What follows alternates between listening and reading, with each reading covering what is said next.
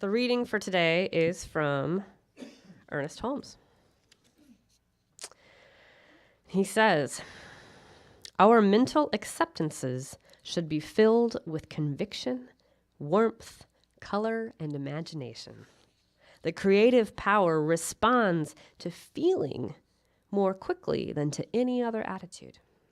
Therefore, we should try to feel the reality of what we are doing when we give a treatment.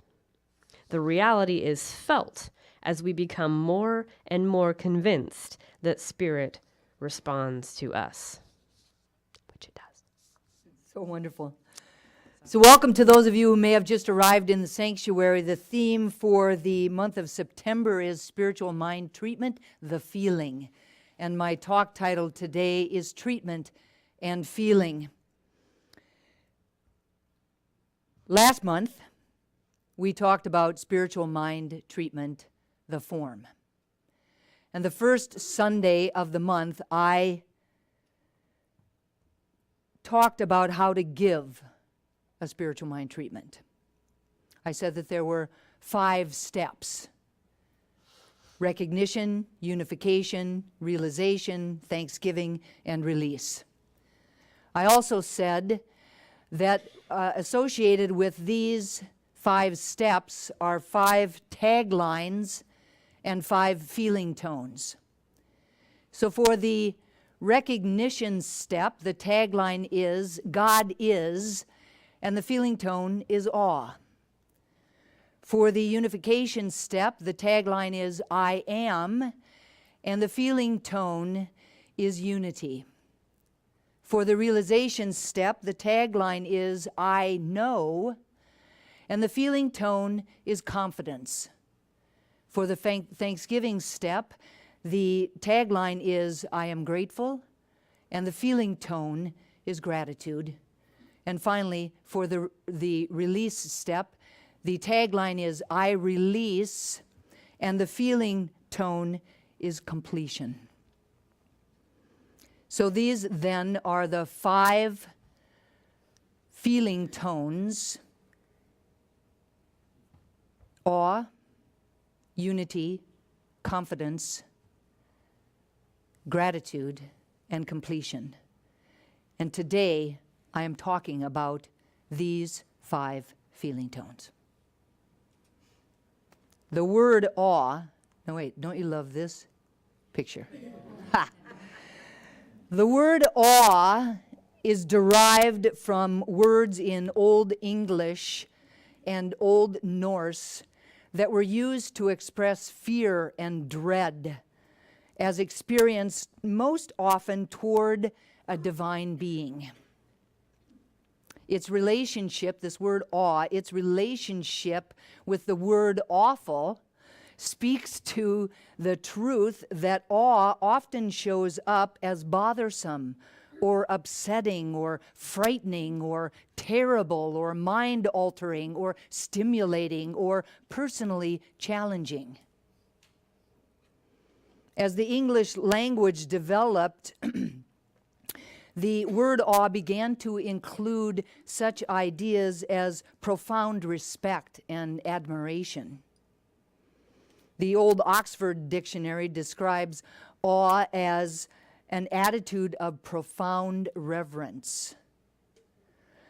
Paul Purcell, in his book, Awe, the delights and dangers of the 11th emotion, attempts to describe awe as unique, different, unlike all of the other emotions, intense, not clearly describable or definable. It is really an experience that allows each of us to feel more totally and completely alive than we have ever felt possible. Don't you like the sounds of that? To feel more completely and totally alive than we have ever thought possible. Now, awe can show up in really many different ways. It doesn't just have to be something that we deem as sacred or spiritual or religious. It can be an experience that is provided through nature, such as a beautiful sunrise or sunset, or a chance encounter with a roaring lion. Ooh, that was amazing. Or even a majestic mountain range, for example. It can occur through a haunting melody or an idea that is expressed in a message, or maybe the kind and generous words of a stranger. It could be the moment when we are simply held by someone in our grief or celebrated in our triumph. But always, always, awe is a life-altering moment. Awe renders us dumbstruck. And it's really up to us as to whether or not we want to take it from there and start thinking deeper or differently about life. Or else we can just choose to simply experience it as a momentary high that goes by almost unnoticed. Awe can disrupt our certainty about ourselves and about our lives, or it can enliven and invigorate our living. It can wake us up from the sleep-like state that we've been in, or connect us to the amazing universe that we live in, or cause us to question those things that we just take for granted, or it can force us to turn our attention toward those things that we really don't pay all that much attention to. While we can stay in awe for only just a few moments, thinking about what caused that awe can last for a lifetime. Now, many of you may have already heard this story, but I tell it because for me, it really expresses this idea of awe being experienced in a moment and yet literally lasting for an entire lifetime. Many years ago, I was teaching continuing education for physical therapists in Las Vegas. And after a particularly long day of teaching, I decided that I was going to treat myself to a show. And so I bought a ticket for the Beatles show called Love.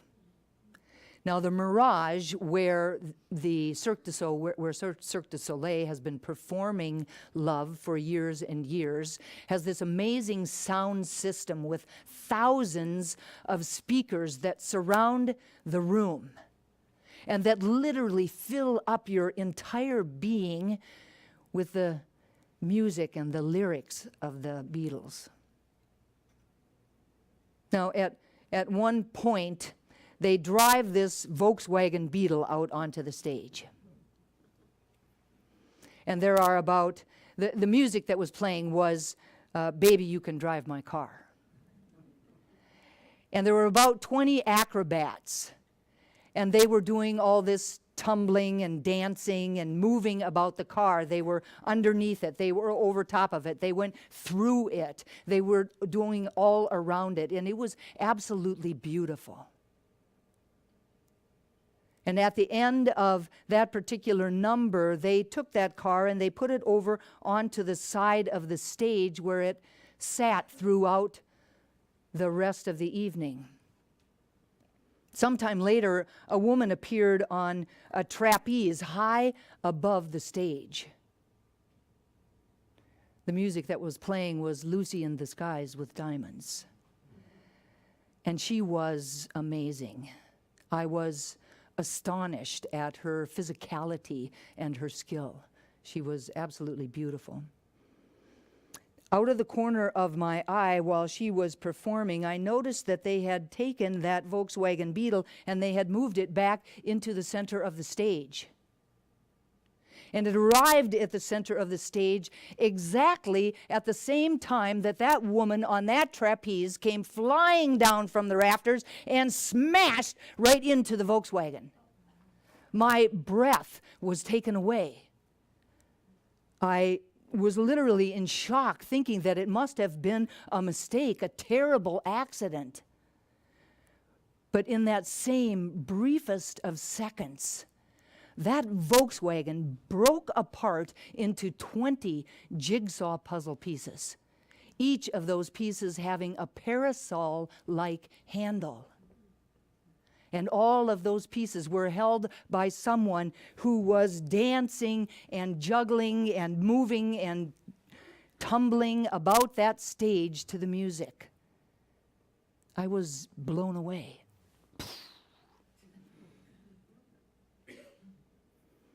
It really made no sense to my conscious mind. I know that my mouth was open, but nothing was coming out. I continued to feel like I couldn't breathe. I kept looking from the stage to the people sitting next to me, and back to the stage and to the people sitting next to me. I so badly wanted to talk to somebody about what had just happened, but I was alone, and the people sitting next to me appeared not to have even noticed that it had happened. How could that have happened? Where were those people during that other number? I was so affected by what had just happened on stage that I knew in that moment that I realized to the depth of my being that nothing is ever as it seems. That everything is constantly changing and that the universe is much more magnificent than I had ever imagined. I have often thought about that experience, and the questions still remain with me today. I do, however, have a much deeper faith that there is an endless mystery to life, and that I was privileged to have had an opportunity to grapple with that, even if just for a moment. And I do know that I was and continued to be grateful for that opportunity to witness that, to be able to grapple with that, to be able to think about it and feel that moment of awe. Every time I think about it, that is the feeling tone of awe. Unity. Now, the truth is that God is all that there is. You hear us saying that here all of the time. God is all that there is. It is the very presence of unconditional love, of peace, of joy, of creativity, of wisdom, of abundance, of peace, and of unity. Throughout the entire universe, there is an all-encompassing, all-loving, flowing energy that weaves itself throughout everything and everyone. It is also true that there is a great multiplicity of manifestations within that one. Each manifestation is an individualized expression, unique, different than all of the rest.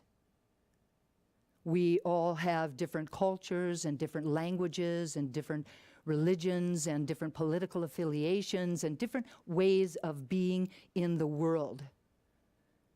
We even have physical bodies that seem to create a barrier to our deep and abiding oneness.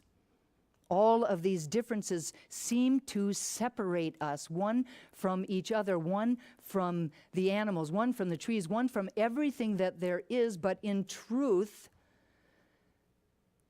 divinity is at the very core of all of it, at the very core of everything. And through that golden thread of divinity, we are one. We are united. The beloved Maya Angelou says, if I were asked to say my definition of God in one word, it would be all. It would be all. The invitation in this moment is to think about a time in which you felt so completely connected to someone or something. Perhaps it was a parent or a sibling or a friend or a pet or a group of people. Perhaps it was your newborn baby or a walk in nature. or the creation of a piece of art. Perhaps it was a shared moment of grief or a shared moment of ecstatic joy. In this moment, expand that feeling tone. Expand it throughout your body. Expand it to extend outside of your body, and expand it to include everything that there is. Just allow that feeling to expand through that golden thread of God stuff that weaves itself throughout all of life to include everything and everyone. That is the feeling tone of unity. Confidence is a state of being. It's a certainty about something. Self-confidence is confidence in oneself, a feeling of self-assurance that arises out of one's appreciation of one's own abilities or one's own qualities. For me, when I think about spiritual mind treatment, I experience this idea of confidence as an expression of faith. Faith in God, or faith in the law, or faith in the universe, or faith in the creative process itself. Marianne Williamson says to trust in the force that moves the universe is faith. And a story that expresses confidence in a really powerful way is the story from the Bible of David and Goliath. In the story, David is the only character that is not afraid to accept the challenge of the giant. The only one that is not afraid. And he's not afraid because he knows that the giant cannot defeat him. He has simple faith and trust in the power and presence of God that is within him. And if we are to grow in this type of faith and confidence, then we too must begin with an absolute trust in our own inner divinity. That's not always the easiest thing to do. We like to believe in what we can see, in what we can touch, in what we can feel, in what we can hear, in what we can manipulate. We are not always eager or willing to let go of our preconceptions or our misconceptions. But this was not so for David. According to all appearances, he did not have a chance. He did not have a chance in his battle against the giant, according to appearances. The giant had all the modern equipment. He had the size. He had this big mouth that was always flapping, your mama this, your mama that. And yet, yes, the new dusty version. And yet, David did take him down. There are many times in our lives when it seems as though we don't have a chance in dealing with some circumstance or some problem or some issue or some relationship. Some of us give up in despair in those moments. But the David type stands firm in his conviction, in his faith, in the power and presence of God within him, and then goes forward to meet that challenge. The metaphysical importance of what happened in that story is not that some young, brave little kid goes up against a mammoth bad guy and wins. The importance is that David does not see a big, scary giant. He doesn't even see a big, scary giant. He sees an illusion that is not of God. An illusion that he chooses to not put any reality in to. He recognizes it as a no thing, nothing to be afraid of. If we remember from the story, many people tried to get David to put on some armor to protect himself and to have to provide weapons with which to battle, but David shrugs those off. They didn't fit him. They weren't his. They were from somebody else, not his to own. They weren't about him. He shrugged them off. Metaphysically, these are the fear-based accoutrements of our old patterns, our old ways of being, our old beliefs, our old consciousness that will simply get in the way once we allow the tiny voice of the spiritual truth to rise above our fears and our disbeliefs. All David needed was a stone,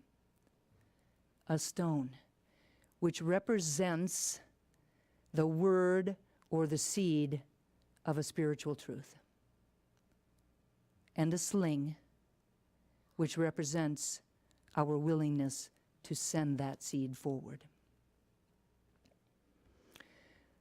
I also found out something about this word, conscious, confident, and that it comes from a root which really literally means all speaking. All speaking, that there's total freedom of utterance.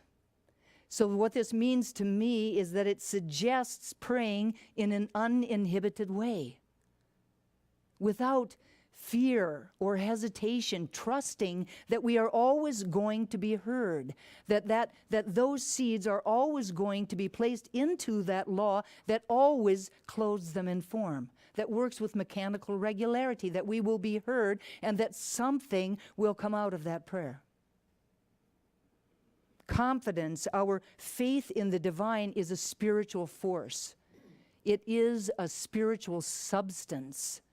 And when we have that spiritual substance within us, it communicates to us an inner knowing that really says that the thing that we have been hoping for has already been established, even though we might not yet have seen material evidence of that demonstration. It has already happened.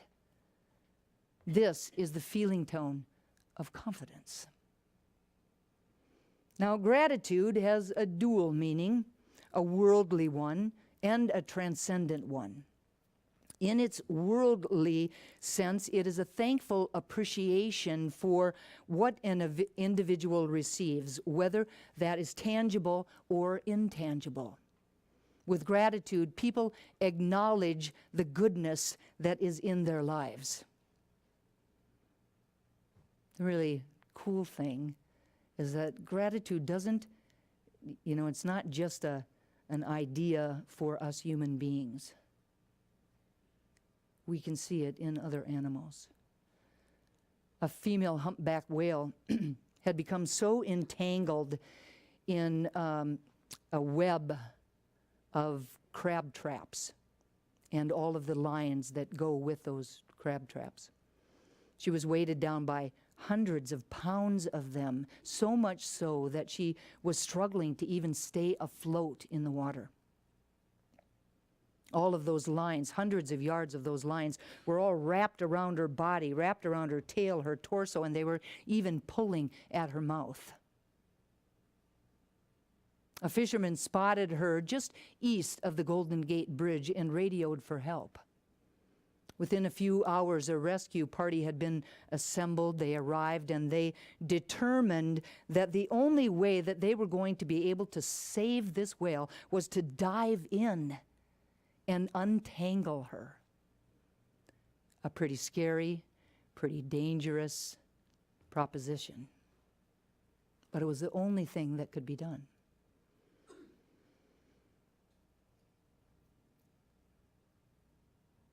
So after a period of time of them diving down there, a group of them diving down there and using these curved knives to disentangle her from all of these lines and from all of these traps, they finally freed her. And when she was free, the diver said that she swam around and around and around and around this group of divers again and again and again in what seemed like joyous circles. And then she came up to each one of them one by one diver at a time, and nudged them, gently pushing them to thank them. Many of the divers said that it was the most amazing experience that they had ever had in their lives. Here at the Triangle Center for Spiritual Living, we often talk about the significance of gratitude. All faith traditions really recognize its importance. Gratitude is the recognition of the gift of life that we have been given. It's the recognition of all that we have and all that we have experienced that has gotten us to this now moment. Gratitude is the elevation of enjoyment and really a very natural response to life itself. As a result, gratitude also helps people connect to something larger than themselves as individuals. When we are grateful, we draw unto ourselves more and more to be grateful about. When we are grateful, we act out of a sense of being and having enough rather than acting out of a sense of scarcity. It's kind of a second sight that we have about ourselves, about our lives, and about each other that allows us to see each other in a new light. It enhances our senses and creates a more intimate way of knowing. This is the spiritual side of gratitude. In gratitude, we deepen our connection to and appreciation of life. Gratitude focuses our attention. It affects how we see and how we move about our world. Gratitude is generative. It alters our set point for what is normal, for what we expect, and for what we are open and willing to receive. Gratitude deepens the experience of receiving. It expands our capacity for aliveness. It deepens our appreciation for everything and makes us more and more eager to accept more and more good. We do not have to wait until our lives get better in order to be grateful for them. Living from a space of gratitude sweetens the life that we are living in just as it is. Albert Einstein says that there are two ways to live our lives. One as if nothing is a miracle, and the other as if everything is a miracle. This is the feeling tone of gratitude. Now, in the release step, we release our words into the action of the law. We mentally let go of the treatment, and we let the law work for our good.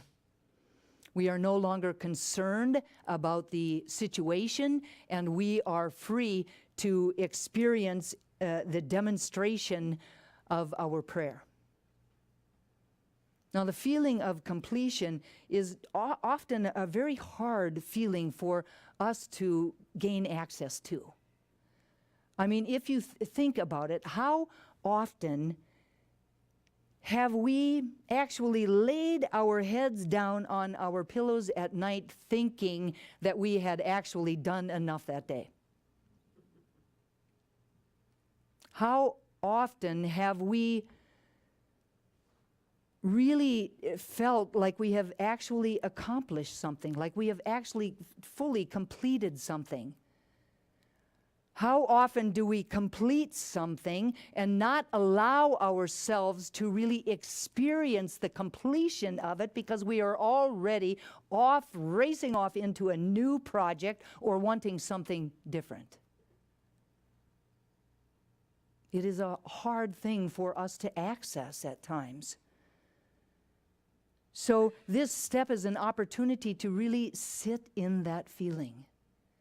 It's about surrender. It's about allowing. It's about really letting go and allowing the power and presence of God within us and surrounding us to do the work. We did the work of coming up with the what, and now we get to just rest assured that the law is now doing the work to come up with the how. It is really, if we could allow ourselves to really be in it, it is a feeling of profound peace. This is the feeling tone of completion. Awe, unity, confidence, gratitude, and completion.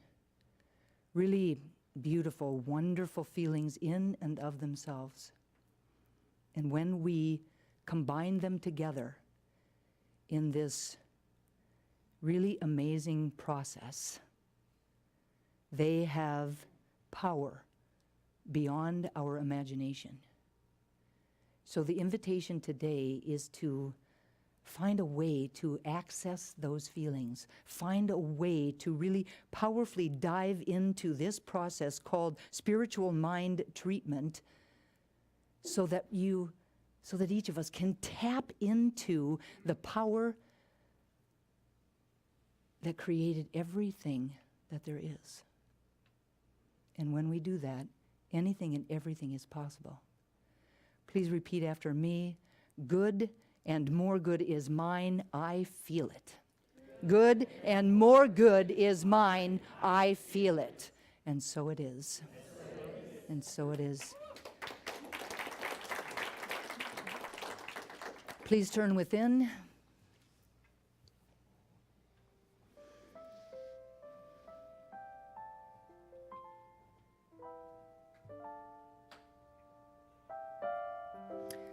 In this moment, with my eyes closed and my attention turned away from the world of form and turned inward to the center of my being, to that space and place that I call God, the God consciousness, the spark of the divine within, I recognize it as the essence of peace and joy, creativity, love, unity. And I know that I am one with it. I know that I was created by it in a moment of love. I know that right where I am, God is in its fullness, in its wholeness. Not a little bit of it over here or a little bit of over there, but everywhere at all times in its fullness. And knowing that, then I know that right where each and every person is that's here this morning, each and every person that is within the sound of my voice, that right where we are, God is. That it is available, that it is ready, willing, and able to support us, to guide us, to guard us, to feed us, to fuel us, to fund us, to breathe us. And it is from that space of unity that I speak this word of prayer about and for each of us, individually and collectively, as the Triangle Center for Spiritual Living. Truly recognizing that one life and knowing that as we stay in alignment with it, as we recognize it, as we acknowledge it, as we get into a vibration with it, that it outpictures in our lives in many amazing and wonderful ways. I know that within me is everything I need to confidently face any challenge, any issue, any circumstance. And I claim that for each of us. That truly we do nothing alone. That we do it with the support of each other and the backing of the power that created the world. We can confidently know this to be the truth. to have faith in that power and presence, to have faith in that creative process. And I'm really so grateful for it. So grateful for this presence in our lives, for the way that it works, for this law that always works with mechanical regularity to clothe our words in form. Knowing that as we are more and more grateful, we draw more and more unto ourselves to be grateful about, that it is truly generative, as well as such a nice and wonderful feeling, both giving and receiving of it. And so I claim ease and grace for us in finding a way to be grateful for everything, those things that we know that we love and the things that we're not quite so sure of, just simply knowing that it is all here for our highest and best.